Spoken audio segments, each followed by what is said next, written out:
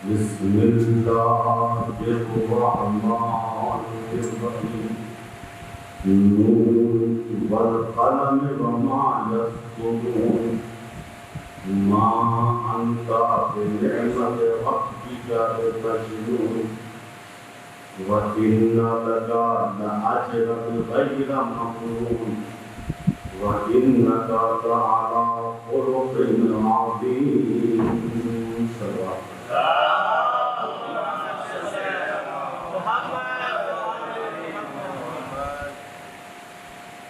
قرآن کریم سورہ القلم کی 4 آیتیں میں نے آپ کے سامنے جس کے ظاہری معنی یہ کہ اللہ اپنے رسول کو مخاطب کر کے انہیں دلاسا دی. چونکہ جب رسول تبلیغ دین کر رہے تھے تو کوئی آپ کو ساحر اور جادوگر کہہ رہا تھا, کوئی شعبدے باز اور کاہن کہہ رہا تھا, کوئی کہہ رہا تھا معذاللہ ان کی عقل میں خلل ہے. رسول دل گرفتہ ہو گئے تھے, میں ان کی ہدایت چاہ رہا ہوں اور نتیجہ یہ ہے کہ یہ مجھے مجنون کہہ رہے ہیں, دیوانہ کہہ رہے ہیں, ساحر کہہ رہے ہیں, کاہن کہہ رہے ہیں. تو اللہ نے 4 آیتوں میں اس طریقے سے دلاسا دیا. نون والقلم وما یسطرون, رسول قسم ہے دعوات و قلم کی اور ان تحریروں کی جو یہ لکھی. آپ اللہ کی نعمتوں کی وجہ سے مجنون نہیں ہیں. اور یہ جو آپ پہ الزام لگایا جا رہا ہے اس کے عوض میں آپ کے لیے ایسا اجر ہے, ثواب ہے غیر ممنون جو کبھی بھی ختم نہ ہو. رسول نے معاف کر دیجیے, جو کہہ رہے ہیں کہنے دیجیے, جاہل ہے, انپڑھ ہے, جوان ہے. آپ کو اخلاق کے بلند مرتبے کے پائے آپ مہمان کیجیے گا تو کون معاف. انشاءاللہ موضوع سخن ان مجالس میں جو سلسلے وار ہوں گی اخلاق اور ایمان ہوں. چونکہ اخلاق ایمان سے پہلے کا, اخلاق پہلے ہے, ایمان دوسرے بات پر. اخلاق اتنی اہم چیز ہے کہ رسول کی 63 سالہ دنیاوی زندگی میں اگر آپ غور کریں, کیونکہ رسول اس دنیا میں 63 سال 63 سال میں 53 سال مکے میں, 53 سال مکے میں, 40 سال تک آپ نے اعلان نبوت نہیں. اعلان نبوت کے بعد آپ 13 سال مکے میں. اس 53 سال کی پوری زندگی میں رسول نے کبھی اپنے عمل سے, کبھی اپنے قول سے, طرز اخلاق 40 سال تک جب آپ نے دعویٰ نبوت نہیں کیا تھا, لوگ یہی جانتے تھے کہ آپ اللہ کے نبی ہیں, تو آپ کا عمل ایسا تھا, آپ کا کردار ایسا تھا, آپ کا کریکٹر ایسا تھا کہ نام کے بجائے لوگ آپ کو امین کہتے ہیں, نام کے بجائے آپ کو لوگ صادق اور سچا کہتے ہیں. کون جا رہا ہے کہ امین جا رہا ہے, کون گزر رہا ہے کہ صادق گزر رہا ہے. جب ایک آدمی دوسرے آدمی کو اپنی بات کا یقین دلاتا تھا تو کہتا تھا محمد کی امانت کی قسم میں نے ایسا نہیں, محمد کی صداقت کی قسم میں نے ایسا نہیں. دیکھیے رسول کا ہر اخلاقی پہلو کے مثال آپ کے زمانے میں آپ سے بڑھ کے کوئی سفیر نہیں، آپ کے زمانے میں آپ سے بڑھ کے کوئی کریم نہیں، آپ کے زمانے میں آپ سے بڑھ کے کوئی حلیم نہیں تھا، بردبار غصے کو کنٹرول کرنے والا، لیکن یہ ساری صفتیں رہی رسول کی، کسی نے رسول کے لقب کی جگہ کو حاصل نہیں کی۔ ان تمام صفات اخلاقی میں فقط دو صفتیں ایسی ہیں جنہوں نے لقب اور نام کی جگہ کو لے، ایک امین ہونا اور ایک صادق ہونا۔ چونکہ ان دو صفتوں کو دعوی نبوت کی دلیل کے لیے ضروری اور ضرورت مند ہے یہ چیزیں، صادق ہونا یہ بھی دعوی نبوت کے لیے ضروری تھا، امین ہونا یہ بھی دعوی نبوت کے لیے ضروری تھا۔ کیوں؟ وہ اس وجہ سے جو سچا اور صادق ہو وہ جھوٹا دعوی نبوت نہیں کر سکتا، اور جو امین ہو وہ پیغام خدا کے لانے میں خیانت نہیں کر سکتا۔ یہ 53 سال کی مکے کی زندگی، 40 سال تک بدون دعوی نبوت، 13 سال تک دعوی نبوت کے بعد رسول نے صرف درس اخلاق دیا ہے۔ اسی لیے علماء فرماتے ہیں کہ علم اخلاق کا حاصل کرنا واجب عینی ہے، جیسے نماز واجب عینی ہے، ہم پر بھی واجب ہے، آپ پر شخصاً بھی پر واجب ہے، ویسے ہی علم اخلاق کا حاصل کرنا کتابوں سے ہو، انٹرنیٹ سے سرچ کیجیے، عالم کے ذریعے ہو۔ غلط ملا احمد کراتی جو بادشاہ کے عالم دین تھے، وقت کے بادشاہ تھے، انہوں نے کتاب لکھی معراج السعادہ، یہ کتاب اخلاق، معراج السعادہ یعنی سعادت اور نیک بختی کی معراج۔ اس میں لکھتے ہیں کہ حصول علم اخلاق واجب عینی ہے، علم اخلاق کا حاصل کرنا واجب عینی ہے۔ چونکہ 53 سال رسول اسلام نے نہ نماز کا حکم دیا، نہ روزے کا حکم دیا، نہ حج و زکات، کچھ نہیں تھا مکے میں۔ نماز اگر تھی بھی تو صرف رسول پڑھتے تھے، خالی کہیں رسول کے پیچھے ایک بی بی آتی تھی، خدیجہ وہی بتا کرتی تھی، رسول کے ساتھ ایک بچہ تھا وہ نماز پڑھتا تھا۔ 500 سے زیادہ جو مسلمان ہوئے تھے، سلمان فارسی تھے، بلال حبشی تھے، یہ سارے افراد کیا نماز نہیں پڑھتے تھے؟ ان کے لیے یہ چیزیں تھی ہی نہیں۔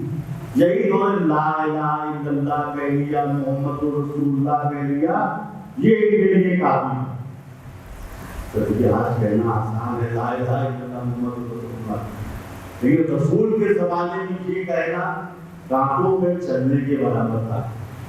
بلال حبشی نے جو لا الہ الا اللہ محمد رسول اللہ کا مسلمان ہو گئے تو کفار مکہ ان کی گردن میں رسی باندھ کر چلچلاتی ہوئی دھوپ میں مکے کے اس کونے سے لے کر اس کونے تک کھینچتے ہوئے لے گئے، اور یہ کہتے رہتے تھے لا الہ الا اللہ، لا الہ الا اللہ۔ یہ طلب، یہ شہادت ہے، الفت میں قدم رکھنا، اسی کا پڑھتے ہیں۔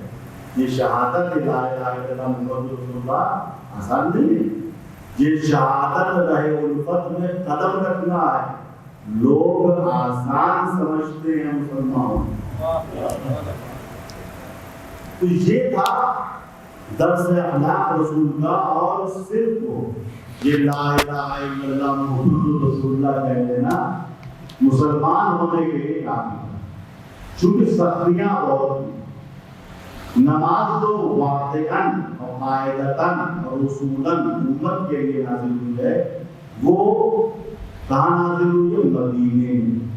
10 سال کی زندگی جو رسول کی مدینے میں ہے، اس میں سارے احکام، اس میں فروع دین آئے، لیکن افسوس یہ ہوتا ہے کہ ہم 53 سال کی زندگی کو گزر تبلیغ کا مقصد سمجھتے ہیں صرف وہی 10 سالہ زندگی ہے۔ علم اخلاق انسان کو خوشبخت بناتا، سعید بناتا ہے، سعادت مند بناتا ہے۔ علم اخلاق کا نہ ہونا انسان کو بدبخت بنا دیتا ہے۔ فروع دین پر عمل کرنے سے پہلے اخلاق چاہیے، اسی لیے حدیث میں وارد ہوا ان اکمل المؤمنین ایمانا احسنهم احسنهم خلقا، سب سے کامل ایمان اس مومن کے پاس ہے جس کا اخلاق سب سے کامل ہے۔ دوسری حدیث میں الخلق بیعاء الدین، غور کیجیے گا، اخلاق دین کا ظرف ہے، اخلاق دین کا برتن ہے۔ جانتے ہیں اخلاق کیا ہے؟ دین کا برتن۔ دین جس برتن و ظرف میں رکھا جاتا ہے اس کا نام ہے اخلاق۔ آپ جانتے ہیں کہ برتن اگر اچھا ہوتا ہے تو چیز صحیح رہتی ہے، برتن اگر خراب رہتا ہے تو چیز فاسد ہو جاتی ہے۔ وہی ہوتا ہے دودھ لیا ہم نے، سالن کی پتیلی دھلی ہوئی ہے کہ صحیح سے تو دودھ لے لی، 1 گھنٹے کے بعد دودھ پھٹ گیا، ہم چائے کے لیے ٹھیک ہے چائے چاہیے، دودھ پھٹ گیا، کیسے پھٹ گیا؟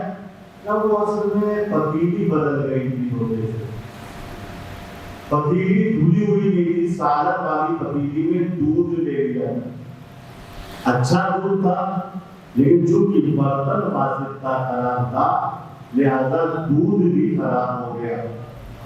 اسی لیے رسول فرماتے ہیں الخلق بیعاء الدین، اخلاق دین کا برتن۔ اگر دیکھنا ہے کون کتنا دیندار ہے تو دیکھو اس کا اخلاق کیسا ہے، جیسا اخلاق ہوگا ویسا ہی اس کا دین ہوگا۔ چونکہ دین کا سورج بد اخلاقی کی تاریکیوں سے نہیں بلکہ اخلاق حسنہ کے نورانی افق سے طلوع ہوگا۔ تو اللہ نے رسول سے کہا وَإِنَّكَ لَعَلَىٰ خُلُقٍ عَظِيمٍ، حبیب آپ کا اخلاق عظیم ہے۔ کیا عظیم ہے؟ اخلاق۔ کیا رسول کی نمازیں عظیم نہیں تھی؟ کیا رسول کے روزے عظیم نہیں تھے؟ کیا رسول کا حج اکبر 1.25 لاکھ کے مجمع کے ساتھ جو آپ نے کیا تھا کیا وہ عظیم نہیں تھا؟ کیا رسول کا انفاق راہ خدا میں خرچ کرنا یہ عظیم نہیں تھا؟ کیا رسول کی شجاعت عظیم نہیں تھی؟ لیکن اللہ نے کسی صفت کو عظیم نہیں کہا، اگر کہا تو اخلاق کو عظیم کہا۔ تو یہ رسول کی نمازیں اتنی عظیم تھی کہ رسول اسلام پوری رات بارگاہ خدا میں کھڑے ہو کر العفو کہتے تھے، نماز تہجد پڑھتے تھے، یہاں تک کہ قرآن کو کہنا پڑا طٰ ما انزلنا علیک القرآن لتشقی، حبیب ہم نے قرآن کو اس لیے نازل نہیں کیا کہ آپ مشقت میں پڑ جائیں۔ سورہ مزمل میں آواز آئی قم اللیل الا قلیلا، رسول میری بارگاہ میں پوری رات مت کھڑے رہیے، تھوڑا سا آرام کر لیا کریں۔ یہ ہم چاہتے ہیں زیادہ سے زیادہ عبادت کرے، رسول اتنی عبادتیں کرتے تھے خدا کو منع کرنا پڑا، بس اتنا ہی کافی ہے۔ قم اللیل الا قلیلا نصفہ او انقص منہ، آدھی رات کھڑے رہیے، یار آدھی رات سے بھی کم کھڑے رہیے، ٹھیک؟ کتنی عظیم عبادت کا اللہ بھی کہہ رہا بس ابھی بھی اس سے زیادہ ضرورت نہیں۔ عظیم ہے نماز، واقعی عظیم تھی، مگر اللہ نے نمازوں کو عبادتوں کو عظیم نہیں کہا۔ کیا رسول کے روزے عظیم نہیں تھے؟ معلوم ہے رسول جب روزہ رکھتے تھے مستحبی روزے تو سال کا سال گزر جاتا تھا، روزے کی کثرت سے آپ اتنے کمزور ہو گئے تھے کہ پیٹ پہ پتھر باندھتے تھے۔ غور کیجیے، پیٹ پہ پتھر باندھتے، اور اتنے ضعیف و ناتما ہو گئے تھے تو جب چلتے تھے تو اصحاب سمجھتے تھے شاید یہاں گر پڑے یا وہاں گر پڑے۔ کتنے عظیم روزے تھے رسول کے، مگر اللہ نے رسول کے روزوں کو عظیم نہیں کہا۔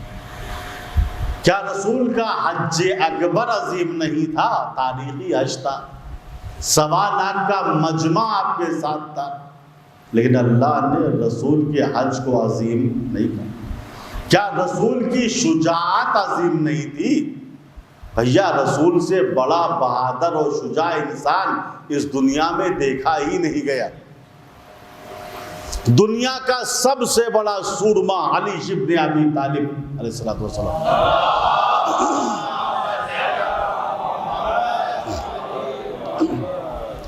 آپ رسول کی شجاعت کو اس طریقے سے ظاہر کرتے ہیں۔ آپ فرماتے ہیں میدان جنگ میں جب جنگ کے شعلے بھڑکتے تھے، تلواریں تلواروں سے ٹکراتی تھی، نیزے نیزے کے گلے ملتے تھے، علامان الحفیظ کی صدائیں ہوتی تھی، بھاگنے والے بھاگ رہے ہوتے تھے، کوئی پہاڑی پہ چڑھ رہا ہوتا تھا، کوئی جھاڑیوں میں گھس رہا ہوتا تھا۔ ایسے میں مولا فرماتے ہیں کہ جب ہم ایک گروہ کے ساتھ مل کر جنگ کرتے کرتے تھک جاتے تھے تو رسول کے پاس آتے تھے، اور رسول کا مسکراتا ہوا چہرہ دیکھ کر مجھ کو انرجی مل جاتی تھی، طاقت مل جاتی تھی۔ وَلَمْ يَكُنْ أَحَدٌ أَقْرَبُ إِلَى الْعَدُوِّ مِنْهُ، جملے میں غور کیجیے۔ ہنگامی حالات میں بھی دشمن سے سب سے زیادہ قریب رسول اسلام ہوتے تھے۔ بھائی جو موت سے ڈرے گا نا دشمن سے بھاگ جائے گا، لیکن جو موت کو گلے لگانا چاہ رہا ہے، بہادر ہے، شجاع ہے، وہ دشمن کے قریب رہے گا۔ دیکھیے شجاعت اس بات کا نام نہیں ہے کہ تلوار اٹھا کے کسی پہ ٹوٹ پڑے، نہیں، یہ ہے اظہار شجاعت۔ تلوار اٹھا کے دشمن پہ حملہ کرنا شجاعت نہیں، یہ شجاعت کو ظاہر کرنا۔ شجاعت کیا ہے؟ شجاعت نام ہے میدان جنگ میں ثابت قدم رہنے کا۔ کسی جنگ میں بتائیے ہنگامی حالات ہو گئے، رسول نے ایک قدم پیچھے ہٹایا ہو، بڑے بڑے ترم خاں سورما موقع دیکھ کے فرار ہو جاتے تھے، لیکن رسول قدم پیچھے نہیں ہٹاتے تھے۔ یہی مولا فرما رہے ہیں کُنَّا اِذَا احْمَرَّ الْبَاسُ اتَّقَيْنَا بِرَسُولِ اللَّهِ، جب جنگ کے شعلے سرخ ہو جاتے تھے، بھڑک اٹھتے تھے، تو ہم رسول کے پاس جا کے پناہ لیتے تھے۔ وَلَمْ يَكُنْ أَحَدٌ أَقْرَبُ إِلَى الْعَدُوِّ مِنْهُ، اور میدان جنگ میں دشمن سے سب سے زیادہ نزدیک اللہ کے پیغمبر ہوتے تھے۔ کتنی بڑی شجاعت تھی اللہ کے پیغمبر کی، مگر اللہ نے یہ نہیں کہا رسول آپ شجاعت کے عظیم مرتبے پہ فائز ہیں، آپ کی شجاعت عظیم ہے۔ کیوں؟ اس کی وجہ یہ تھی، اگر اللہ رسول کی نمازوں کو عظیم کہتا تو نماز عظیم ہو جاتی، روزے عظیم نہ ہوتے، حج عظیم نہ ہوتا، بقیہ رسول کے صفات عظیم نہ ہوتے، بات محدود ہو جاتی۔ اسی طریقے سے اللہ اگر روزوں کو عظیم کہتا، روزے تو عظیم ہو جاتے، بقیہ چیزیں عظیم نہ ہوتی۔ لہٰذا اللہ نے رسول کی ایسی صفت کو عظیم کہا۔ اگر یہ عظیم ہے تو ساری صفتیں عظیم ہیں، یہ عظیم نہیں تو کوئی صفت عظیم نہیں ہے۔ اسی لیے قرآن نے کہا وَإِنَّكَ لَعَلَىٰ خُلُقٍ عَظِيمٍ، رسول آپ کا اخلاق عظیم ہے۔ قرآن نے میسج دیا، یاد رکھنا جس کا اخلاق عظیم ہے اس کی نماز بھی عظیم ہے، اس کا روزہ بھی عظیم ہے، اس کا حج بھی عظیم ہے، لیکن جس کا اخلاق پست ہے اس کی کوئی عبادت عظیم نہیں ہو سکتی۔ وَإِنَّكَ لَعَلَىٰ خُلُقٍ عَظِيمٍ، حضور آپ کا اخلاق عظیم ہے۔ جب اخلاق عظیم ہے تو نماز بھی عظیم ہے، روزہ بھی عظیم ہے، حج بھی عظیم ہے، انفاق بھی سبیل اللہ بھی عظیم ہے۔ یہی اخلاق تھا جس کی بدولت جوق در جوق لوگ آ کے مسلمان ہو رہے تھے۔ اسلام تلوار سے نہیں، اخلاق پیغمبر سے پھیلا۔ تاریخ کہتی ہے 3 دشمنان دین نے اور دشمنان رسول نے خانہ کعبہ کے پاس آ کر پیغمبر کو قتل کرنے کی قسم کھائی۔ لات و عزا جو ان کے بڑے بت تھے ان کو مخاطب کر کے کہا میں یا ہم لوگ تمہاری قسم کھاتے ہیں، مدینے جا رہے ہیں، محمد کو قتل کیے بغیر نہیں لوٹیں گے یا ہم خود مارے جائیں۔ قسم کھا کر مدینے کی طرف چلے۔ حضرت علی کو معلوم ہو گیا کہ دشمنان رسول مدینے اس غرض سے آ رہے ہیں۔ آپ مدینے کے باہر گئے، تینوں کا انتظار کرنے لگے۔ تھوڑی دیر کے بعد دیکھا وہ تینوں گھوڑے پہ سوار چلے آ رہے۔ جب دیکھا علی سامنے ہیں، آپس میں کہا بھیا جب تک یہ علی رہیں گے پیغمبر کو ہم قتل کر ہی نہیں سکتے، چلو پہلے ان کا خاتمہ کیا جائے۔ یعنی دشمن بھی جانتا ہے رسالت کو ختم کرنے کے لیے امامت کو ختم کرنا پڑتا، چونکہ امامت نام ہے تحفظ رسالت کا۔ انہوں نے علی کو ہلکے میں لیا، کہا ہم 3 ہیں اور یہ اکیلے ہیں، چلو مار لیا جائے علی کو۔ آئے تلوار نکالی، علی پہ ٹوٹ پڑے۔ علی نے ان کے حملے کو خالی کیا اور تلوار نکالی، ایک کو وہی قتل کر دیا۔ جب ان دونوں نے علی کی شجاعت دیکھی، پتہ بھی نہیں چلا یہ قتل ہو گیا، وہ سلنڈر ہو گئے، تلوار پھینک دی۔ حضرت علی نے دونوں کو گرفتار کیا، پیغمبر کی خدمت میں لائے، یا رسول اللہ یہ آپ کو قتل کرنے کے لیے مکے سے مدینے آئے، ان کی سزا کیا ہے؟ رسول السلام نے ان 2 میں سے ایک کو مخاطب کیا، کہا دیکھو تمہارا جرم ثابت ہے، لیکن کلمہ شہادتین پڑھ لو میں تمہیں معاف کر دوں گا، کہو لا الہ الا اللہ، کہو محمد رسول اللہ، جان بخش دوں گا۔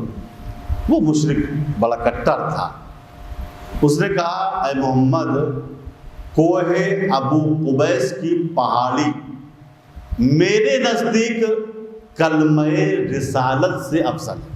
یہ ہے مشرک کے جملے، یعنی ابو قبیس ایک پہاڑ ہے، وہ پہاڑی رسالت سے افضل ہے، آپ کے کلمے سے افضل۔ عجیب بات ہے، دشمنان رسول کو رسول چھوڑنے کے بعد جز پہاڑی کے کچھ نظر نہیں آتا۔ کیا میں پہاڑی کو پسند کرتا ہوں، رسالت کو پسند نہیں کرتا۔ رسول کا یعنی اس میں کوئی خیر ہے ہی نہیں، جاؤ قتل کر دو، یہ پہاڑی والا ہے، یہ پہاڑی والا ہے، رسالت والا نہیں ہے، جاؤ قتل کر دو اس کو۔ مولا نے قتل کر دیا۔ دوسرے سے کہا تم پڑھ لو کلمہ لا الہ الا اللہ محمد رسول اللہ، میں تمہیں معاف کر دوں گا۔ اس نے کہا اے محمد میرے 2 ساتھی تو مارے گئے، اب میں کیا کلمہ پڑھوں، مجھے بھی آپ قتل کر دیجیے۔ کہا نہیں، ہر انسان حشر و نشر میں اپنا حساب و کتاب دے گا، تم اگر کلمہ پڑھ لو معاف بھی کر دوں گا، تمہاری آخرت اچھی ہو جائے گی۔ اس نے کہا نہیں، اس نے پہاڑی کی قسم نہیں کھائی، انہوں نے پہاڑی سے مثال دی۔ کہا نہیں محمد آپ قتل کر دیجئے، وہ بہتر ہے، 2 ساتھیوں کے بعد میں جی کر کیا کروں گا، کلمہ نہیں پڑھوں گا، چھوڑنا ہے تو ایسے چھوڑ دیجئے۔ رسول نے کہا نہیں، کلمہ پڑھو تب چھوڑو یا قتل ہو گئے، اس نے کہا قتل کر دیجئے۔ حضرت علی اسے لے کے چلے قتل کرنے کے لیے، ابھی قتل کرنا چاہ رہے تھے، رسول کی آواز آئی یا علی رک جاؤ، یہ جبریل امین میرے پاس کھڑے ہوئے ہیں اور یہ کہہ رہے ہیں کہ اس مشرک کا اخلاق بہت اچھا ہے، اس کے اندر ایک اخلاقی عظیم صفت ہے، یہ مشرک ہے مگر سخی ہے، لہذا جبریل خدا کی طرف سے حکم لائے ہیں، یا رسول اللہ اگر یہ کلمہ نہ پڑھے تب بھی چھوڑ دیجئے، چونکہ یہ سخی ہے۔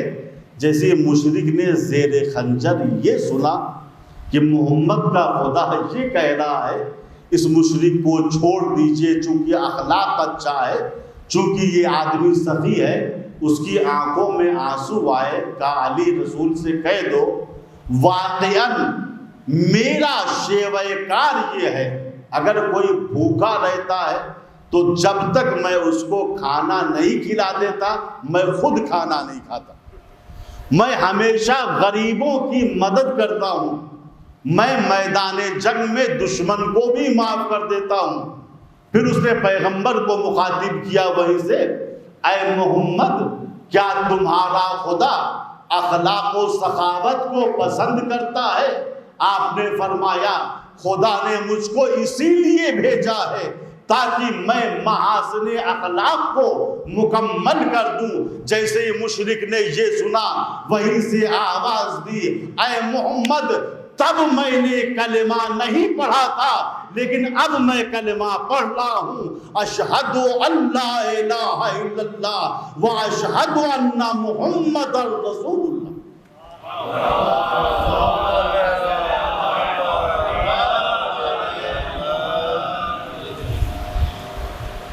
عزیزو یہ اخلاق ہے۔ 53 سال کی زندگی میں رسول نے اسی اسلام کی ترویج کی، لیکن بعد پیغمبر جو افراد آئے اور یہ حکومت بنی امیہ تک پہنچی تو اسلام کی اصلی شکل کو مسخ کر دیا گیا، مٹا دیا گیا، محو کر دیا گیا۔ لوگ سمجھے تلوار اٹھانے کا نام اسلام ہے، لوگوں میں بھگدڑ مچا دینے کا نام اسلام ہے۔ ایسا نہیں ہے، اسلام سے اس کا کوئی ربط نہیں ہے۔ اسلام تو اگر کسی مشرک کے اندر صفات حسنہ دیکھتا ہے اور وہ مشرک قاتل رسول بن کر بھی آیا ہے تو اسلام اس کو بھی معاف کر دیتا ہے۔ اسی لیے یزید نے جب یہ دعویٰ کیا میں خلیفہ رسول ہوں، رسول کا جانشین ہوں، رسول کے دین کو لوگوں تک پھیلا رہا ہوں، پہنچا رہا ہوں، زبان سے یہ سب، عمل میں شراب پی رہا ہے کھلے عام، محارم کے ساتھ نکاح کر رہا تھا یزید، رسالت کو کھیل تماشا کہہ رہا تھا یزید، تو واقعاً جو خلیفہ رسول تھا، جانشین رسول تھا، وہ مدینے میں کھڑا ہو گیا اور حسین نے آواز دی جان جاتی ہے تو چلی جائے، مال جاتا ہے تو چلا جائے، اکبر کی جوانی قربان ہوتی ہے تو قربان ہو جائے، عباس کی اخوت قربان ہوتی ہے تو قربان ہو جائے، چشمہ مجاہد کے گلے پر تیر حرملہ لگتا ہے تو لگ جائے، اريد ان آمر بالمعروف وانہی عن المنکر، میں اچھائیوں کو پھیلا کے رہوں گا، میں برائیوں کو مٹا کے رہوں گا۔ اسی عزم و ارادے کے ساتھ حسین ابن علی مدینے سے نکلنے لگے۔ تاریخ بتاتی ہے جب حسین مدینے سے نکل رہے تھے، محمد حنفیہ آئے، اس سفر سے آپ کو روکا، عبداللہ ابن جعفر آئے، اس سفر سے آپ کو روکا، ابن عباس آئے، اس سفر سے آپ کو روکا، آپ کی پھوپھی ام ہانی آئی، اس سفر سے آپ کو روکا۔ ہر ایک کے مقابلے میں حسین یہ کہتے تھے شاء اللہ ان یرانا قتیلا، مجھ کو مدینے سے جانے دو، چونکہ مشیت الہی یہ ہے، اس کے دین کو بچانے کے لیے میں قربان ہو جاؤں۔ آخر میں جناب ام سلمہ آتی ہیں۔ ام سلمہ رسول کی زوجہ ہیں اور امام حسین کی سگی نامی۔ انہوں نے کہا بیٹا حسین میں تم کو آمادہ بسفر دیکھ رہی ہوں، تم سفر پہ جا رہے ہو؟ کہا نانی جان میں سفر پہ جا رہا ہوں۔ کہا بیٹا اب جا ہی تو رہے ہو، میری ایک نصیحت سن لو، ہر طرف جانا، لیکن عراق کی سرزمین کربلا پہ قدم کو مت رکھنا، چونکہ میں نے بارہا تمہارے نانا جان سے سنا ہے کہ میرا بیٹا حسین 3 دن کا بھوکا و پیاسا عرض کربلا پہ شہید کیا جائے گا۔ امام حسین نے کہا نانی جان، جو کچھ نانا جان نے کہا ہے وہ حکم الہی ہے، قضا و قدر ہے، میرا کربلا جانا حتمی ہے، ناگزیر ہے۔ کہا بیٹا اگر ایسا ہے، کربلا مت جانا، اگر ایسا تھا، امام حسین نے کہا کہ نانی جان میرا کربلا جانا قطعی ہے اور میں وہاں جا کر شہید ہوں گا۔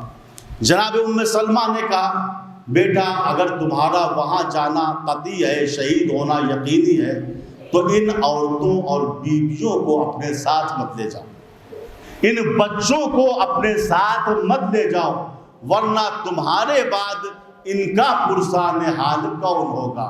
امام حسین نے کہا نانی جان میرے محضر شہادت میں یہ بھی لکھا ہوا ہے میری شہادت کے بعد ان بچوں کو، ان بیویوں کو اسیر کر کے دیار بدیار پھرایا جائے گا۔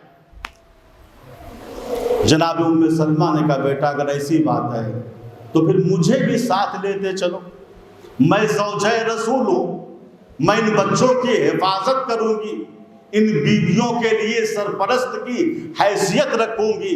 امام نے فرمایا نانی جان پہلی بات تو یہ ہے کہ اسیروں کی فہرست میں آپ کا نام نہیں ہے، دوسری بات یہ ہے نانی جان آپ سے یہ مصائب و آلام برداشت بھی نہ ہوں گے، اس کی سزاوار تو میری بہنیں زینب و ام کلثوم ہیں۔ نانی جان کیا آپ کربلا کا وہ روح فرسا منظر دیکھنا چاہتی ہیں؟ کہا بیٹا اگر ہو سکے تو دکھا دو۔ علماء بیان کرتے ہیں حسین نے 2 انگلیوں کو اٹھایا اور کہا نانی جان ان 2 انگلیوں کے درمیان دیکھیے۔ اب جب زوجہ رسول ام سلمہ نے 2 انگلیوں کے درمیان دیکھا تو میدان کربلا نظروں کے سامنے تھا، جگہ جگہ پہ خون کے تھالے تھے، کہیں جوان، کہیں بچے، کہیں بوڑھے، سر کٹائے خون میں نہائے ہوئے پڑے ہوئے تھے۔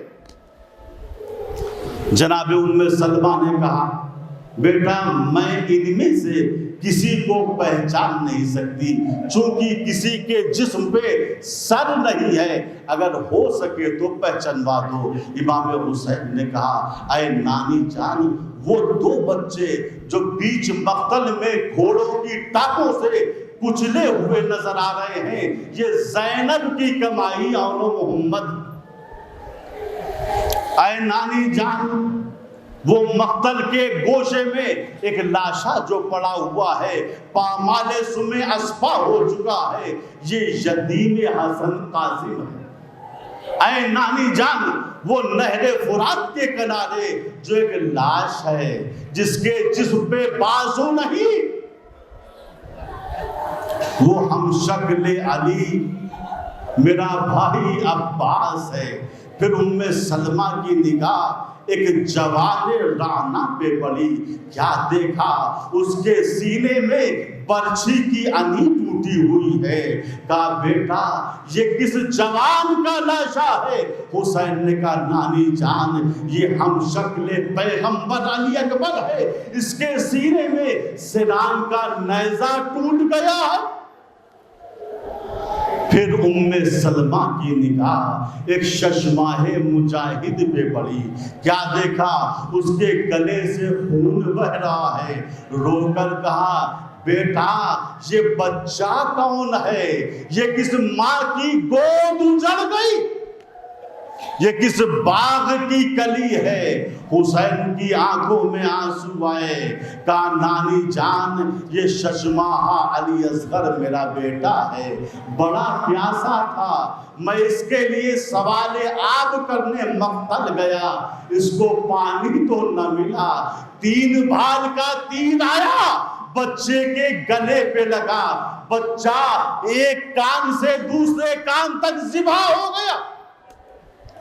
اجرکم علی اللہ۔ پھر ام سلمہ کی نگاہ ایک ہولناک منظر پہ پڑی۔ کیا دیکھا؟ مقتل میں ایک جگہ نور کا حالہ ہے، اس نور کے حالے میں ایک نورانی بزرگ کھڑے ہوئے ہیں، اشقیاء چاروں طرف سے ان کو گھیرے ہوئے ہیں، ہزاروں زخم ان کے جسم پر ہے، ہزاروں تیر ان کو لگے ہوئے ہیں، زرہ کی کلیوں سے خون ابل رہا ہے۔ پھر مقتل کے ایک گوشے میں دیکھا ایک بلندی پر چادر اوڑھے ہوئے ایک بی بی کھڑی ہوئی ہیں، فریاد کر رہی ہیں، واہ مصیبتا واہ غربتا واہ علیہ۔ پھر وہ بی بی پسر سعد کو مخاطب کر کے کہہ رہی ہے، پسر سعد خدا تیری نسل کو منقطع کرے، میرا ماں جایا ذبح ہو رہا ہے اور تو کھڑا دیکھ رہا ہے۔ ام سلمہ نے رو کے کہا، بیٹا یہ بزرگوار کون ہے، وہ بی بی کون ہے؟ امام نے رو کر کہا، نانی اماں یہ عصر عاشور کا سما ہے، آپ کا بیٹا حسین ہے جس کو ذبح کرنے کی تیاری ہو رہی ہے، وہ ٹینے پہ آپ کی بیٹی زینب کھڑی ہو کر فریاد کر رہی ہے، کوئی اس کی فریاد سننے والا نہیں ہے۔